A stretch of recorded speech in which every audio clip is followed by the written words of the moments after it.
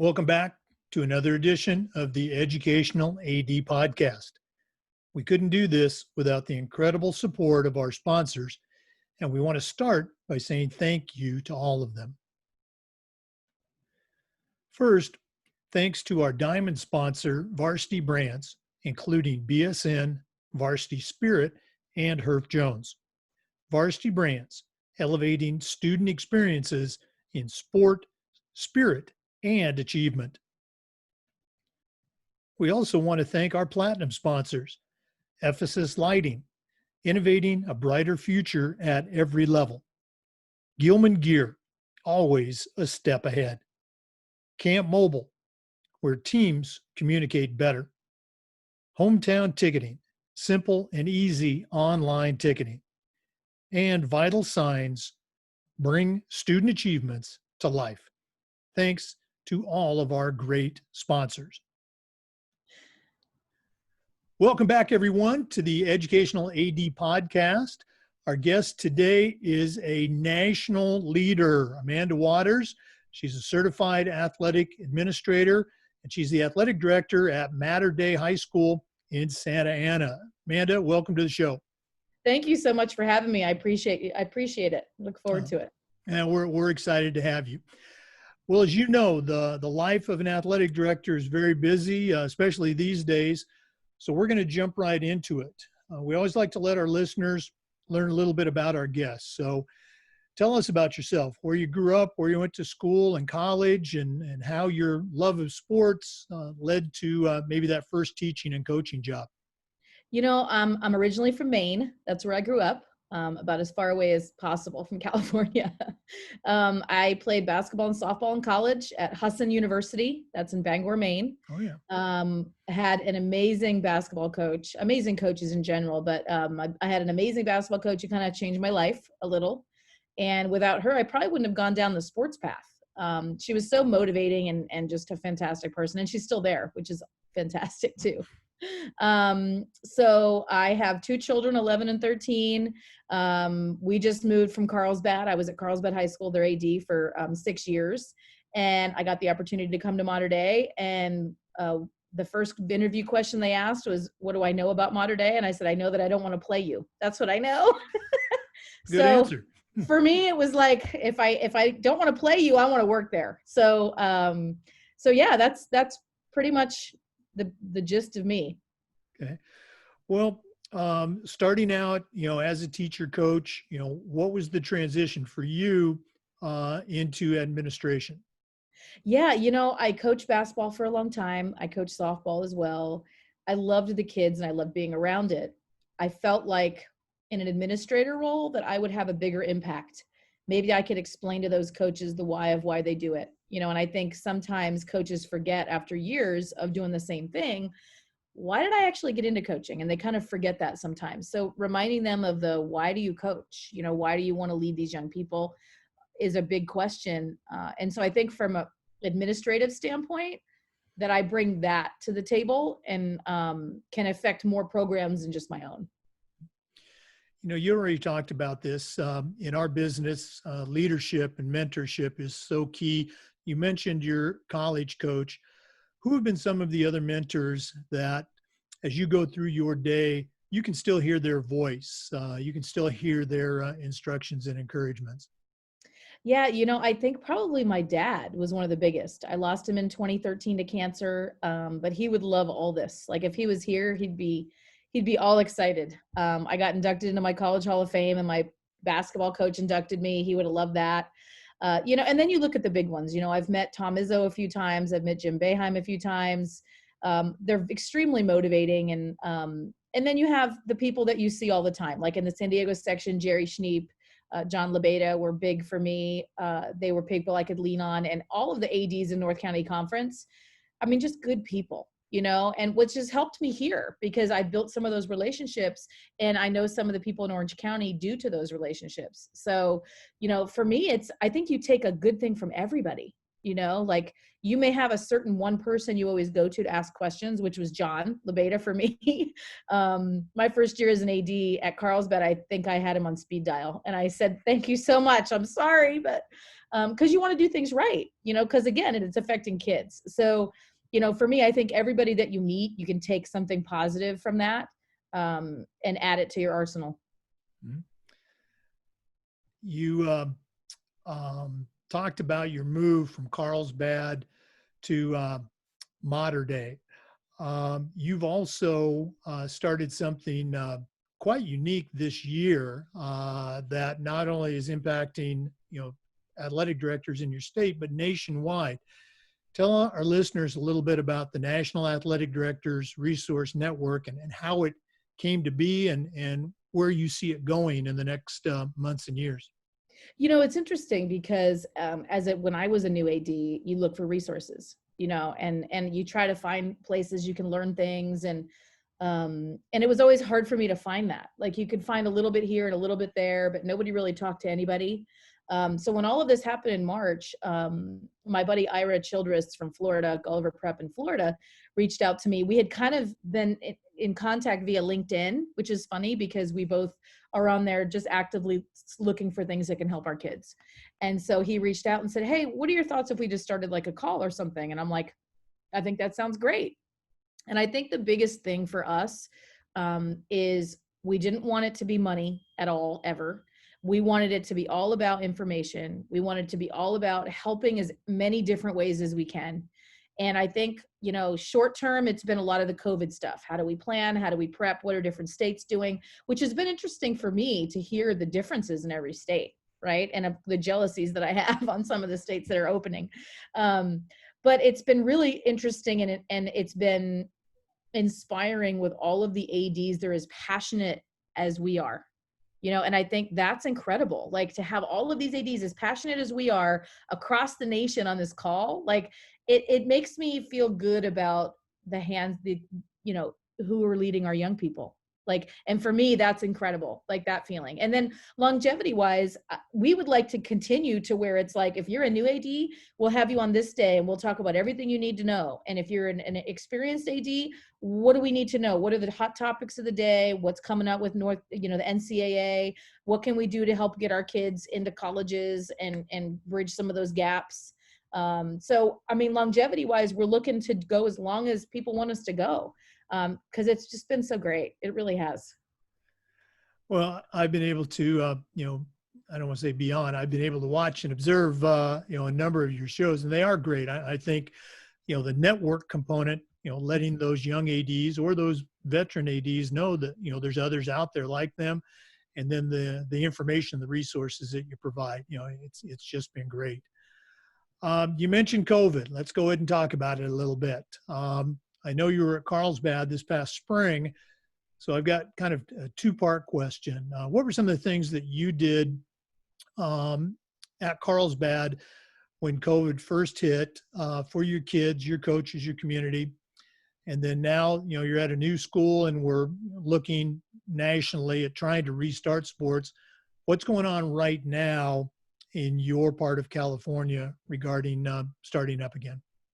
At Carlsbad, I tried to do a lot of mental health stuff because I think that's what worries me the most, so I sent out surveys, how are you doing type surveys, and it was hard because, social media posts and positive social media posts and reminding coaches to get in contact with their kids. Like just because we're all shut down doesn't mean that you can't reach out and just say, are you okay?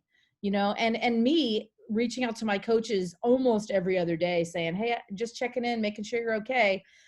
Because like, as well, not everybody's doing okay, and it's okay to not be okay. And I think some of them needed to hear that, and especially some of the kids.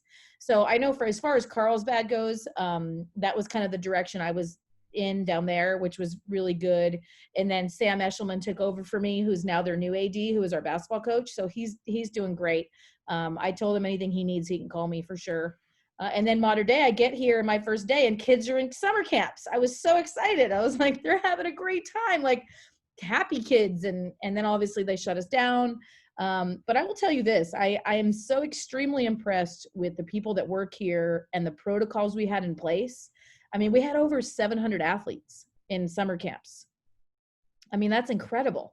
And not a lot of issues, like really next to none. So, I mean, I think that if you do it the right way, good things can happen to get these kids back out there. I know in California, it's going to go by county. So if, we have under a certain percentage, then we can start reopening again. They shut Orange County down. We went backwards a little.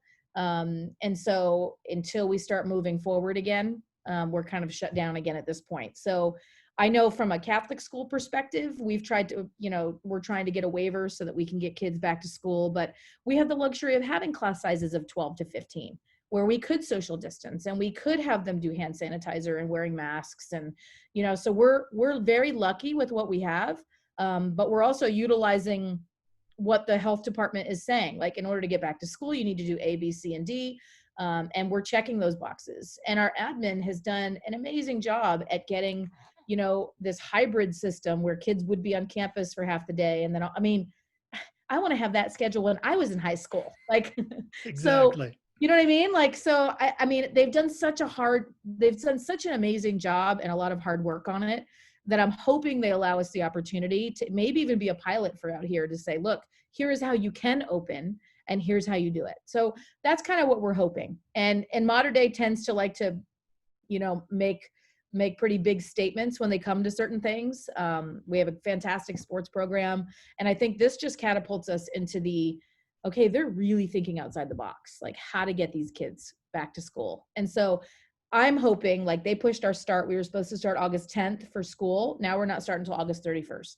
So because we pushed it a little, I'm hoping they'll approve our waiver so we can start that way, August 31st. I'm hoping. Well, it's that old expression, leaders lead. Sounds like you're definitely doing that.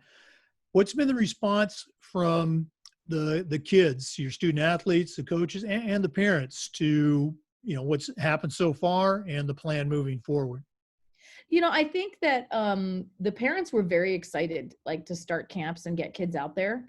And then I think they were very upset when everything got shut down. But I also think they realized that, we're taking direction from people bigger than us, and I think ultimately it's about kids' safety. We want to make sure kids are safe and people are doing it the right way. And is everybody doing it the right way? No, they're not. Like, I took my kids to the beach, Newport Beach, and I'm like, I get there, no one's wearing masks. Everybody's walking around like it's nothing new. And I looked at both kids and I said, masks on and get right in the water. Do not talk to anyone. Do not stop. Like, so if everybody's not going to, and I get some people are adamant they don't want to do it, right? But ultimately, if we want to get back to school and kids back to sports, we have to make sure we're safe.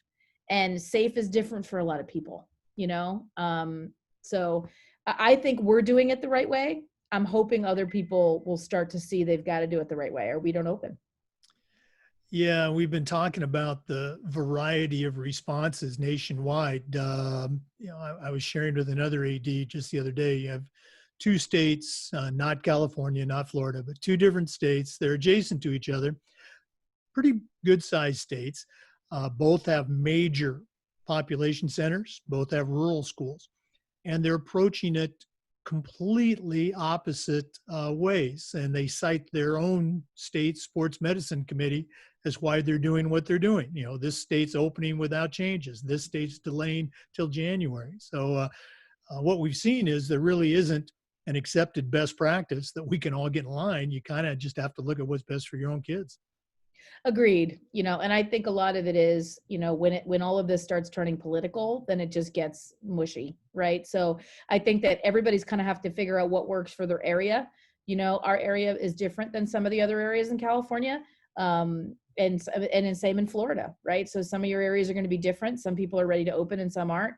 I think it's hard because you get people that kind of go rogue, right? If you don't have an exact direction, people kind of do whatever they want. And so I feel like that's kind of a lot of the places in our country right now because they don't know what they're doing.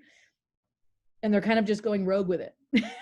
So, and I think that's one of the things about the National AD call is the more people we can get on, the more we can help say, hey, look, like, this is what we're doing in California. That's what you're doing in Florida. Here's some ideas to take back so that no one's going rogue, so that we actually do have a solid plan. Right. No, great point. This past spring, in addition to COVID, we saw an increased awareness, hopefully, in the area of social issues, social justice. Um, what are some things, from your opinion, what are some things that we can do as athletic directors at our own schools to do a better job in addressing these and making sure that they're being heard? I think that especially as the leaders of athletics, the cool part about athletics is we don't really see color. We have every nationality, race, everything in athletics, which is great. I think that sometimes you have people who have views that they've had for years and years, and it's hard for them to see outside the box and to say, oh, I didn't think of it that way. And I think a lot of it's going to be getting some guest speakers to come in, getting some, some stuff with your teachers and your admin, and hope some of them to say, okay, I get you're used to here. I just want you to think outside a little, and I think sometimes that's all it takes is for them to say, wow, yeah, I didn't really look at it that way, and that's what's been great about Mater Dei for me is that they're all about it. They're like, they've embraced it. They're talking about it. And it's not a comfortable conversation. A lot of people are very uncomfortable about having the conversation. They don't want to say the wrong thing. They don't want to upset someone. They don't want to irritate somebody. But I think that you have to be able to talk as a community and as a school, and especially with your student athletes. They have to know they're feeling heard, and you have to be able to let them say what they need to say and understand there's ways to do it and ways not to do it. But again, I think, it's that thinking outside the box and realizing that, okay, maybe maybe because it's not just affecting me, that I need to stop and listen and see who it's really affecting. Because ultimately we're all in this job for kids. And if kids are hurt by it, we need to address it and take a look. Good stuff. Appreciate you sharing. Let's shift gears a little bit. What are some of your favorite parts about being an athletic director? What gets you excited each morning to get up and come to work? Wow. Okay. Games, which we're not having right now. I am the crazy AD that stands at the end zone of where we're going to score and will be cheering us there, or basketball or tennis, whatever, wherever I'm at. I just love all of them. And I love seeing kids happy. And I think for me, that makes all of the hard work and all the planning and all the parent complaints and all the phone calls, and it makes all of it worth it when you see someone accomplish something they didn't know they could do. That is a facial expression you don't get out of your head. So for me, that's why. You don't get those opportunities in other professions. It's kind of Right. unique to teaching and coaching. I'm going to put you on the spot here a little bit. I know you've only been on your current assignment for about a month now. What's one thing that you've noticed about, Mater Dei, athletic department, et cetera, that they're doing a really good job right now, but you think that they can do better? Is there something you've identified that you want to see taken to the next level? Wow, that's really hard. I mean, our football team's ranked second in the country right now. Basketball is second. Honestly, I think personally, I need to take a step back and learn from a lot of these people because they've been here a long time. We have basketball coaches that have been here 20 years, football coaches have been here 30 years. So yeah, I haven't. I've been very impressed with the professionalism, how good their sports are across the board. Any sport you play, they're pretty good. So I haven't, and I'm not really looking. I'm actually enjoying my everything looks great right now moment. I'm sure things will come up, but I'm excited to meet the parents and the alumni, and that's the fun piece, right? The football games when you have thousands of people on the sidelines, if that ever happens. Those are the things that I'm excited for. Well, I mean, that sounds like a very wise approach. Here's some free advice that it sounds like you don't need. I think the best thing that I did when I came to Maclay, starting my 5th year now, and again, very blessed. Maclay's, kind of one of the private schools in Florida. I just met with every single head coach one-on-one those first couple of weeks, and I just said, how can I make your job more fun? What can I do so that you can get more out of your coaching experience? And I think they really appreciate it. Well, I know they did because they told me later that nobody had ever done that before. So, So Well, there's, and it's a personal thing, right? You're bringing yeah, it to like you care. yeah. You care that they're doing well, and you care that, and that says a lot. Mhm. Well, again, you learn from the mistakes that you make. Yeah.